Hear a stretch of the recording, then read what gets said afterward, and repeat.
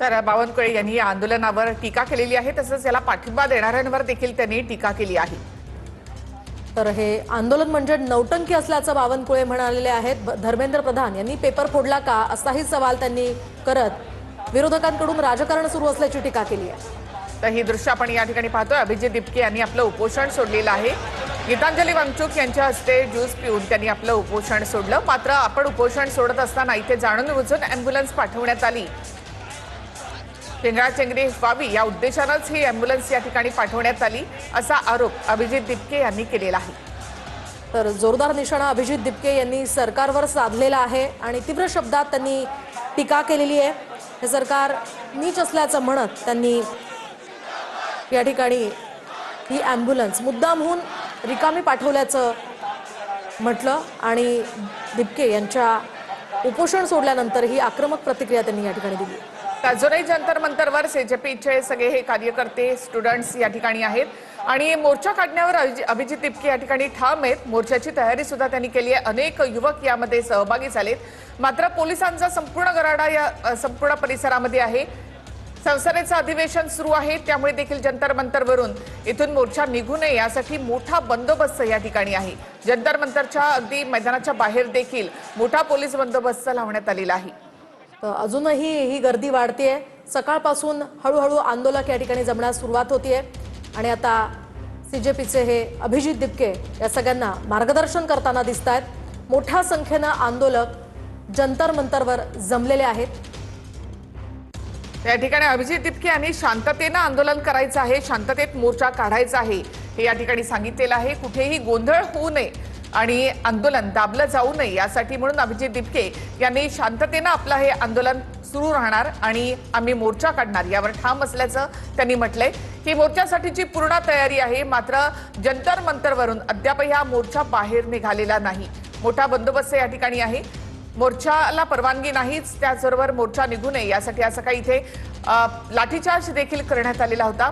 पांगवण्याचा प्रयत्न करण्यात आला आंदोलकांना, मात्र त्या आणखी मोठ्या संख्येने आंदोलक या मोर्चामध्ये या आंदोलनामध्ये सहभागी झालेले आहेत। अक्षरशः या संपूर्ण परिसराला छावणीचं स्वरूप सकाळी आलेलं होतं। बऱ्याच आंदोलकांवर या ठिकाणी पोलिसांकडून लाठीचार्ज करण्यात आला। काही आंदोलकांना पोलिसांनी ताब्यातही घेतलेलं आहे। पोलिसांचा फौजफाटा या संपूर्ण परिसरामध्ये तैनात करण्यात आलेला आहे। आपण ही दोन दृश्य सध्याची पाहतोय। सीजेपीनं संसदेवर धडक मोर्चा काढण्यावर ठाम असल्याचं या ठिकाणी सांगितलं, तर जंतर मंतरवर पोलिसांनी आंदोलकांवर लाठीचार्ज केला होता। या आंदोलकांना पांगवण्यासाठी मोठ्या संख्येनं पोलिसांचा फौजफाटा या ठिकाणी तैनात करण्यात आलेला आहे। तर दोन दृश्य आपण या ठिकाणी पाहतोय। एकीकडे ही ताजी दृश्य आहेत जिथे धडक मोर्चा काढण्याची तयारी, दुसऱ्या बाजूला जंतर मंतरवर पोलिसांनी आंदोलकांवर केलेला लाठीचार्ज। त्यानंतर सुद्धा हे आंदोलक या ठिकाणून हटलेले नाहीत, उलट आणखी मोठ्या संख्येनं आंदोलक या मोर्चामध्ये सहभागी। त्या प्रमाणावरती आंदोलक जे आहेत ते केरळ भवन परिसरामध्ये आहेत। या ठिकाणी पोलिसांचा मोठा बंदोबस्त जो आहे तो देखील तैनात करण्यात आलेला आहे। रॅपिड ॲक्शन फोर्सचे जवान या ठिकाणी तैनात आहेत, सोबतच दिल्ली पोलिसांचे जवान देखील या ठिकाणी मोठ्या प्रमाणावरती तैनात असल्याचं चित्र आपल्याला बघायला मिळतंय। आणि केरळ भवन पासून पुढे मोर्चा घेऊन जाऊ नये याची तयारी खरं तर पूर्णपणे प्रशासनाकडून केली गेली आहे। अशा पद्धतीचं सध्या हे सगळं चित्र दिसताना आपल्याला बघायला मिळतंय। मी दुसरीकडे दाखवतो केरळ भवनच्या बाजूचं हे जे काही म्हणजे एक्झॅक्टली समोर आहे त्या ठिकाणी पोलिसांकडनं मोठं बॅरिकेटिंग जे आहे ते केलं गेलेलं आहे। पोलिसांकडनं मोठमोठाले बॅरिकेड्स या ठिकाणी लावलेले आहेत आणि इथून पुढे आंदोलकांना निघू दिलं जात नाहीये पोलिसांकडनं। अशा पद्धतीचं हे सगळं चित्र असल्याचं चित्र आपल्याला बघायला मिळते। देशभरातनं जे आंदोलक या ठिकाणी आलेले होते की संसदेवरती जाण्यासाठी, ते सगळे आंदोलक आता जंतर मंतरच्या बाहेर म्हणजे या ठिकाणी केरळ भवन परिसरापर्यंत पोहोचलेले आहेत। स्वतः कॉक्रोच जनता पार्टीचे संस्थापक अभिजित दिपके हे देखील त्यांच्या सोबत आहेत। अभिजित दिपके काही वेळापूर्वी तिथं पाठीमागं माध्यम पब्लिकशी त्यांनी देखील संवाद साधल्याचं चित्र आपल्याला या ठिकाणी बघायला मिळालेलं होतं आणि मोर्चा पुढे काढण्यावरती ते ठाम आहेत। मात्र पोलिसांकडनं मोर्चा पुढे जाऊ दिला जात नाहीये। रॅपिड ॲक्शनच्या फोर्सचे जवान आणि दिल्ली पोलीस यांच्याकडनं मोर्चा पुढे जाऊ दिला जात नाही। हा इल्लीगल मोर्चा आहे अशा पद्धतीची त्यांची भूमिका आहे, कारण मोर्चाला परवानगी घेतलेली नाहीये। ही प्रमुख मुद्दा जो आहे तो त्यांच्याकडनं मांडला जातोय। मोर्चा आता कशा पद्धतीने पुढे जातो हे बघणं महत्त्वाचं असणार आहे, पण मोठ्या प्रमाणावरती आंदोलकांची गर्दी या ठिकाणी जमल्याचं चित्र आपल्याला बघायला मिळतंय। मोर्चा काढण्यावरती अभिजित दिपके आणि त्यांचे सहकारी अजूनही ठाम आहेत, संसदेपर्यंत जायचंच अशा पद्धतीचा निर्धार अभिजित दिपके आणि त्यांच्या सहकाऱ्यांनी केलेला आहे। दुसरीकडे जर बघायला गेलं तर अभिजित दिपके 3 दिवसापासून उपोषणावरती होते, कारण ज्यानंतर सोनम वांगचुक यांना या ठिकाणावरून पोलीस हॉस्पिटलला घेऊन गेले, त्यानंतर दिपके यांनी उपोषण सुरू केलेलं होतं। मात्र आज सोनम वांगचुक यांच्या इच्छेनंतर अभिजित दिपके यांनी उपोषण सोडलेलं आहे आणि ते स्वतः मोर्चामध्ये सहभागी झाल्याचं चित्र आपल्याला बघायला मिळतंय। कॅमेरा पर्सन राकेश कुमार सह मी प्रमोद जगताप, TV9 मराठी, नवी दिल्ली। तर केरळ भवन परिसरामध्ये आता गर्दी या ठिकाणी पाहायला मिळत आहे। तर अभिजित दिपके आपल्या उपोषणावर आंदोलनावर या ठिकाणी ठाम आहेत। संसद भवनाच्या बाहेरची ही दृश्य आपण या ठिकाणी पाहतोय।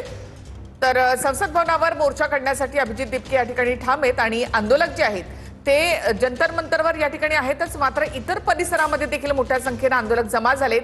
केरळ भवन परिसरामध्ये देखील आता आंदोलक मोठ्या संख्येने जमा झालेले आहेत। तर एकूणच या सगळ्या पार्श्वभूमीवर पोलीस सतर्क आहेत। संसद भवनाच्या बाहेर सुद्धा मोठा फौजफाटा पोलिसांचा तैनात करण्यात आलेला आहे। या आंदोलनाला परवानगी नसल्यामुळे पोलिसांनी आंदोलकांना पांगवण्यासाठी या ठिकाणी प्रयत्न सुरू केलेत। मोठमोठे बॅरिकेडिंग या परिसरामध्ये करण्यात आले। तर संसद भवनाच्या परिसरामध्ये मोठा बंदोबस्त या ठिकाणी लावण्यात आलेला आहे, आपण पाहतोय। आलेला आहोत आमच्या कॉलेजमधून, आमच्या ग्रुपमधून रिलेटिव्ह सगळे मिळून। तर इथं आलो, आमच्यासोबत लेडीज होत्या काही। जेव्हा आम्ही एंट्री घेतली यांनी लाठीचार्ज केला, त्याच्याबद्दल वाद नाही। त्यांनी लाठीचार्ज केला त्यावेळेस माझ्या सोबत जी कलीग होती तिचे कपडे फाटले। कपडे फाटल्यावरती आम्ही त्यांना काय म्हटलं की आम्हाला फक्त झाकू द्या, मग आम्ही जाईल इथून मागे सरतो। त्यांनी त्यातही तिला परत लाठीचार्ज केला, तिला झाकू दिलं नाही। लाठीचार्ज कुठे केला तुमच्यावर? एंट्रीवरती आपण। तर मोर्चा रोखण्यासाठी म्हणून ही तयारी आपण या ठिकाणी पाहतोय। तर या ठिकाणी पाण्याचा फवारा मारून आंदोलकांना रोखण्याचा प्रयत्न केला जाईल, त्यासाठीची ही तयारी आपण इथे पाहतोय। संसदेच्या परिसरामध्ये मोर्चा येऊ नये यासाठी मोठा बंदोबस्त या ठिकाणी लावण्यात आलेला आहे। अधिवेशनाच्या पहिल्याच दिवशी हा मोर्चा या ठिकाणी धडकणार असल्याचं CJPच्या या सगळ्या अभिजित दिपके आणि इतरांनी सांगितलेलं आहे आणि आपण मोर्चावर ठाम असल्याचं सुद्धा त्यांनी सांगितलंय। दुसरीकडे संसद भवनाच्या बाहेर अशा प्रकारे आंदोलकांना रोखण्यासाठीची ही तयारी केली जाते। तर दुसऱ्या बाजूला जंतर मंतरवरची ही दृश्य आपण पाहतो आणि इथून मोर्चा आम्ही नेणारच यावर अभिजित दिपके हे ठाम आहेत। शांततेत मोर्चा जाईल संसदेवर असं त्यांनी म्हटलेलं आहे। मात्र आपण संसदेच्या परिसरामध्ये पाहिलं, अत्यंत सेन्सिटिव्ह असा हा सगळा परिसर आहे आणि तिथे मोठा बंदोबस्त ठेवण्यात आलेला आहे। मोर्चा तिथपर्यंत पोहोचलाच तर तो रोखण्यासाठी म्हणून त्या ठिकाणी पाण्याचा फवारा मारला जाईल, त्याचबरोबर मोठा बंदोबस्त पोलिसांचा आहे। मोर्चा काढण्यात येणार होता। खरं तर देशभरामध्ये नीटचा पेपर जो आहे तो फुटलेला होता आणि त्यामध्ये अनेक विद्यार्थ्यांनी आत्महत्या सुद्धा केलेल्या होत्या।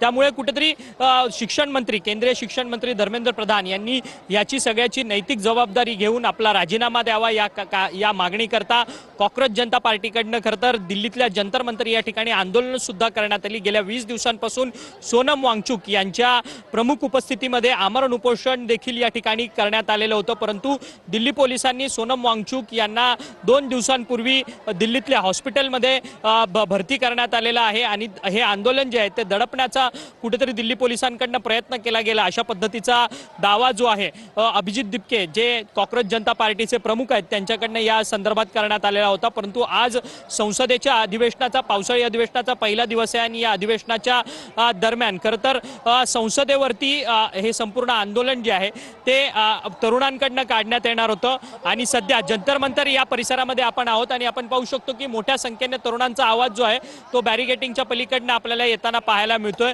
पोलिसांची या ठिकाणी पूर्ण तयारी झालेली आहे। दिल्ली पोलिसांकडनं मोठ्या प्रमाणात पोलिसांचा फौजफाटा या ठिकाणी तैनात करण्यात आलेला असल्याचं आपल्याला पाहायला मिळतंय।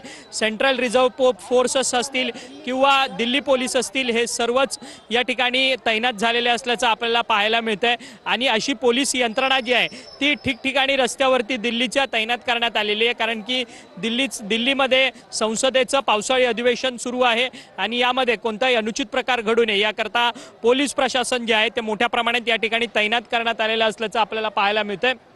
मोठ्या संख्येने तरुण वर्ग जो आहे तो अभिजित दिपके यांच्या सगळ्या CJPच्या आंदोलनाला पाठिंबा देण्याकरता या ठिकाणी येताना पाहायला मिळतोय आणि तरुण तरुणी देशभरामधनं या सगळ्या आंदोलनाला पाठिंबा त्यांच्याकडनं पाहायला मिळतोय. फक्त तरुण तरुणी नाही तर सर्वच वयोगटातल्या नागरिकांकडनं या सगळ्या आंदोलनाला जो आहे तो पाठिंबा पाहायला मिळतोय आणि ही सरकारच्या विरोधातली ही सगळी घोषणाबाजी जी आहे ती या सगळ्या तरुण वर्गांकडनं या ठिकाणी लावताना